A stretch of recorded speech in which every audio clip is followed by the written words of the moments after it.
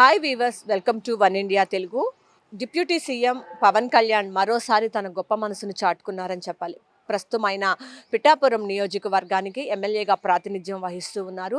అయితే ఇప్పటికే పిఠాపురం నియోజకవర్గంలో తల్లిదండ్రులు కోల్పోయినటువంటి 42 మంది చిన్నారులకు తాను ఆసరాగా ఉంటున్నారు. ఇటు విద్య, వైద్యం, గృహం అన్ని సదుపాయాలను కూడా ఆయనే చూసుకుంటున్నారు. తనకు వచ్చేటటువంటి ప్రతి నెల తనకు వచ్చేటటువంటి జీతం మొత్తం కూడా వారి సంక్షేమానికి ఆయన ఖర్చు పెడుతూ వస్తున్నారు.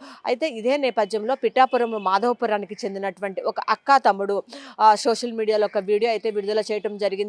మేము 2 సంవత్సరాల క్రితం మా తండ్రిని కోల్పోయాము. రీసెంట్‌గా ఒక నెల క్రితం మా అమ్మని కూడా కోల్పోయాము. క్యాన్సర్‌తో బాధపడుతూ మా అమ్మ కూడా మరణించింది.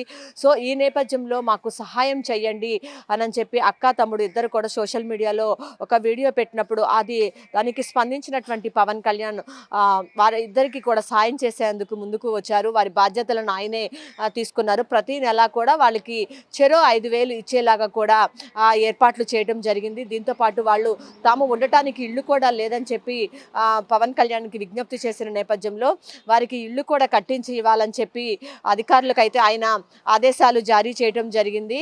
దీంతో పాటు చూసుకున్నట్లయితే వాళ్ళిద్దరు చదువుకు సంబంధించి ఏదైతే ఉందో వాళ్ళిద్దరు అక్క కాలేజీ చదువుతూ ఉంది, తమ్ముడేమో స్కూల్ చదువుతూ ఉన్నాడు. కాబట్టి వీళ్ళ ఇద్దరికి సంబంధించి చదువుకి ఎలాంటి ఇబ్బంది కలగకుండా ఉండేందుకు ప్రభుత్వ రెసిడెన్షియల్ కాలేజీ స్కూల్లో వాళ్ళిద్దరిని కూడా జాయిన్ చేయాలని చెప్పి కలెక్టర్కు సైతం ఆదేశాలు ఇచ్చారు. ఇది మొత్తంగా చూసుకున్నట్లయితే పవన్ కళ్యాణ్ తీసుకున్నటువంటి ఈ నిర్ణయం పైన సర్వత్రా కూడా ప్రశంసలు అయితే వెల్లువెత్తుతూ ఉన్నాయి. ఇది ఇక్కడ ఉన్న పరిస్థితి. కెమెరా పర్సన్ వెంకట్తో Lakshmi, One India News Telugu, Vijayawada.